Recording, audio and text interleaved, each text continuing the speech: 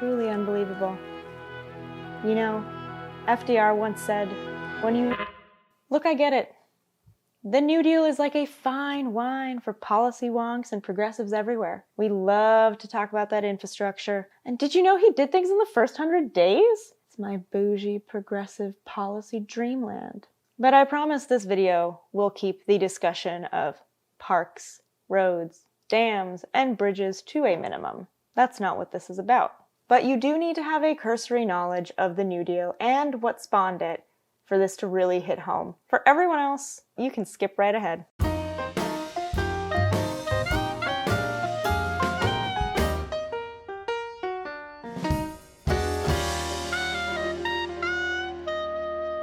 Welcome to the Roaring 20s. If you're here, congratulations. You made it past the 1918 flu pandemic. And now it's time to put all those weird little trauma feelings into a drawer and buy yourself a vacuum.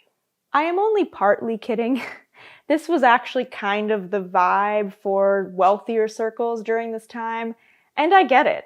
It was actually a really good time to be alive if you had money. Most times are a really good time to be alive if you have money, but especially during this time. See, suddenly you've got lighting and heating and fancy things for your home. Radio is a thing. Going to the movies is a thing. You can buy a car. You can buy a vacuum. The vacuum thing is way more important than you think. I might end up doing a whole video on that, but vacuums are big time savers. And if you're a white woman, you can vote. And even if you're not like the wealthy Henry Ford, Jeff Bezos of the time, you could still have some of these creature comforts. All you had to do was open a credit card.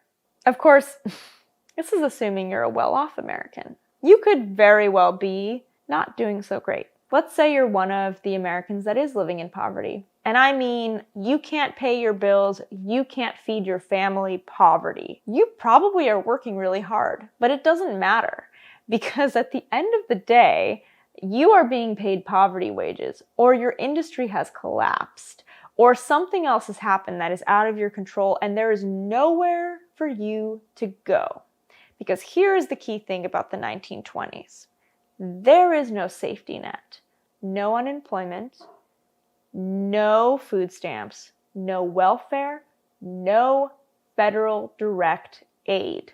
There's nothing for you.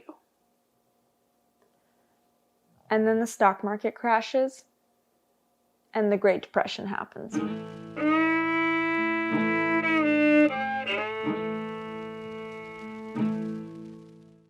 Anyway, by 1933, 15 million people were out of work. That is 30% of the US workforce. And President Herbert Hoover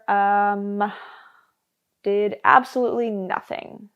I'm going to throw one more terrible thing at you, and then we get to have some fun New Deal hero worship. So stick with me here. While all of this is happening in the US, things are not better overseas. Fascism and dictatorships have sprung up across multiple countries.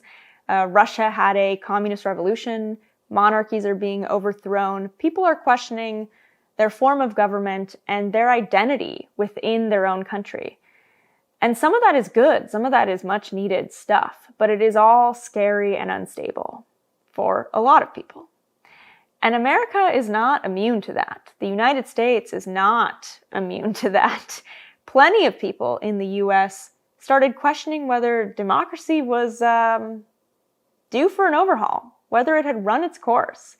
Was this the end of a democratic United States? And that might seem laughable to you.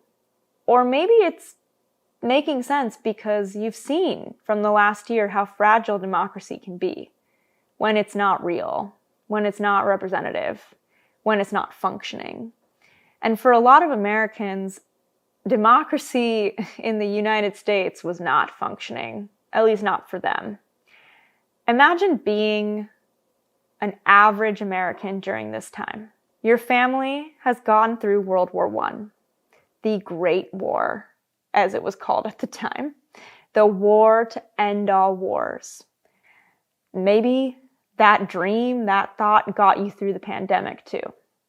And then you got to the other side of that and were hit with growing income inequality, stagnation of wages, no protections, no federal support, the Great Depression, the Dust Bowl, and still nothing. Nothing from your government, nothing from your democracy. How are you going to feel? What are you going to be thinking? That is the climate that we were in during the 1932 presidential election.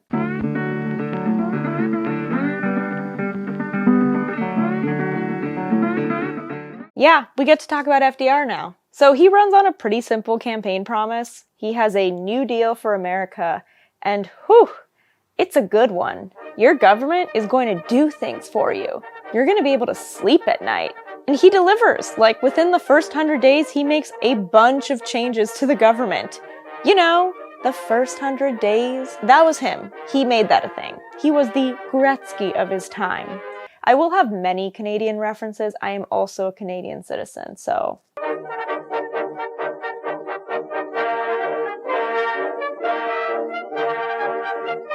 Rapid fire highlights, let's go. He employs 8.5 million people. He builds a bunch of roads, bridges, dams, schools, post offices, and parks. He regulates banking and ensures that your money won't disappear. He also regulates the stock market. He legalizes the manufacture and sale of alcohol because remember, prohibition is a thing. He triples the number of Black Americans working in the Fed. He empowers workers to form unions. He creates Social Security, unemployment insurance, and what would become welfare, all in one bill. He gives people money and financing for homes. I mean, to sum it up, he makes Americans hopeful about the future again. It's a big fucking deal.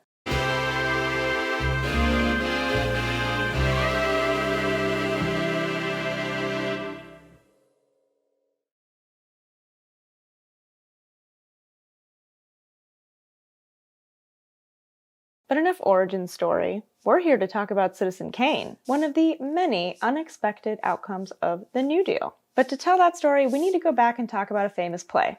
About iconic Western characters, played by a diverse cast in New York City. Of course, I'm talking about Voodoo Macbeth, funded by the New Deal. See, as much as us fans of the New Deal love to talk about this moment in history, we tend to either think about it as big, beefy construction projects or super essential social services. And those things are important, but the New Deal was also the largest federal investment in arts and culture ever. A very, very small part of the 1935 federal relief bill went to funding the arts, including the creation of the Federal Theater Project. FTP was the umbrella term for regional theaters that were funded by the federal government and run by National Director Hallie Flanagan. She reported to Harry Hopkins, you know, the guy who made all of this stuff. Which makes sense if you think about it. The Federal Theater Project was just another way to provide jobs to workers. You can have a job building a bridge or a road or a play. And they made a lot of plays. The FTP ended up playing to over 30 million people in over 200 theaters nationwide. For a lot of Americans, it was the first time they actually went to a show. And since the federal government was paying, the tickets were free or really cheap. And the emphasis on a regional theater program meant that suddenly a lot more Americans outside of New York City had a theater nearby. Theater might be a bit of a stretch. I mean, if you were in Chicago or New York, yeah, you were going to a beautiful theater. But if you were in other parts of the US, you might be in a high school auditorium or a dining hall or a boat. Regardless, you were seeing theater. And if you're thinking, by theater do you mean... Yes, but also a lot of really interesting new things by cutting-edge up-and-coming artists, especially artists from underrepresented communities. There were marionette shows, radio dramas, dance dramas, and even circuses. And there were these things called living newspapers, which were a little weird, but basically you would have researchers go and clip pieces out of newspapers about hot topic policy issues, and then they would build entire shows around it for educational purposes. Anyway, there were Yiddish plays and Spanish plays and a German theater and a French theater and a children's theater and an entire group of Black theaters across the United States.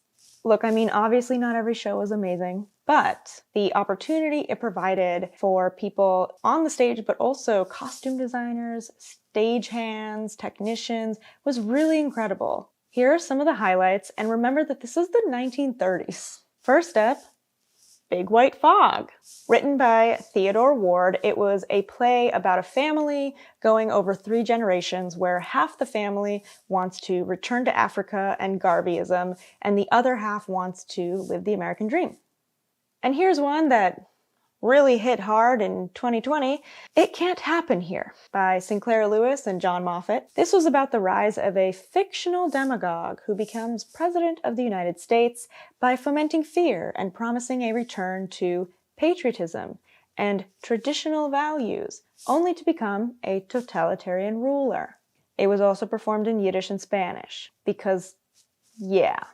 And my personal favorite, the living newspaper Spirochet. Spirocchete? I'm gonna be real here. It's one of my favorites because of the drama behind the scenes. The actual story is it's about syphilis testing. It's about why it's important to know if you have syphilis, which it is. And one of the most iconic, The Cradle Will Rock. Written by Mark Blitzstein and directed by Orson Welles. Yes, that Orson Welles. It was an allegory about corruption and corporate greed in Steeltown, USA, and it was the pro-union story of workers rising up against their evil steel tycoon boss. It was not subtle. But not all of these plays were super heavy or tragic. There was a lot of silly stuff too, like there were fun children's plays, there were biopics about famous leaders, including people of color, and some unique takes on feminism. But back to why we're here, Voodoo Macbeth. It was adapted and directed by Orson Welles. Yes, again, that Orson Welles. It was called Voodoo Macbeth because Welles reset Macbeth in a fictional Caribbean kingdom and used 19th century Haitian voodoo instead of Scottish magic. And people were nervous about it for a lot of reasons. To start, it was the first big production of FTP, and people were a little worried about having a, at the time, semi-random white dude writing an entire scene about Haitian voodoo magic. And of course, there were other people who just didn't like the idea of Macbeth characters played by people of color. And then other people who just didn't understand, why are we doing Macbeth?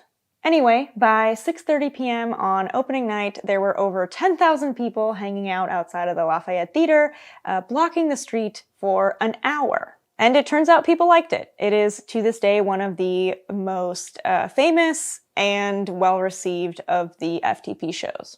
And I'm going to take a second here and we're just going to dive in for a hot second. Lady Macbeth was played by Edna Thomas, but originally it was supposed to be played by Rose McClendon.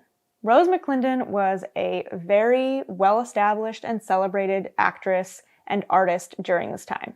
She was also the driving force behind creating the Black Theater Project under the Federal Theater Project. She had actually set up her own theater before the FTP ever existed, and because of this, Flanagan had brought her on board to help set up the Black Theater projects under the FTP. McClendon then brought on board John Houseman to help co-direct the theater with her. Unfortunately, she became very ill around this time and had to step back from pretty much everything. She could not play Lady Macbeth anymore. She actually had a role written for her by Langston Hughes that she had to step away from, and she couldn't really be part of the day-to-day of the theater anymore either. And it's in the middle of all of this that John Houseman decides to bring on board his buddy, Orson Welles, to help with Macbeth. And in a very weird happenstance, I just found out that there is a biopic that came out this year called Voodoo Macbeth that is all about this play, about Orson Welles.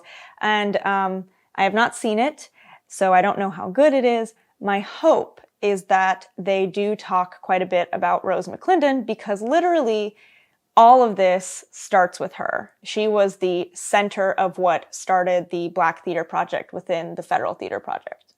After the success of Voodoo Macbeth, Houseman and Welles end up teaming up on a lot of other FTP projects, and eventually, yes, they do Citizen Kane. But this isn't really about Citizen Kane.